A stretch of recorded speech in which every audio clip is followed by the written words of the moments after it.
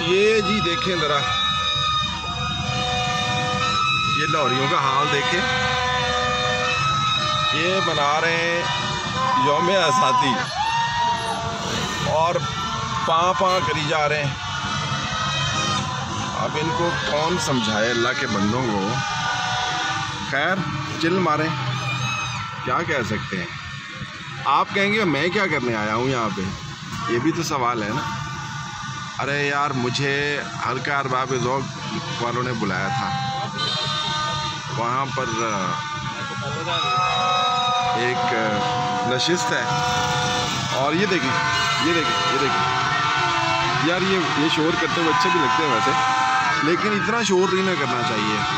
और यहाँ पर देखें, ये माल रोड पे बाजे पाँ जो है ना, वो बेचने वाले भी मौजूद हैं। हेलो, एक और आ गया।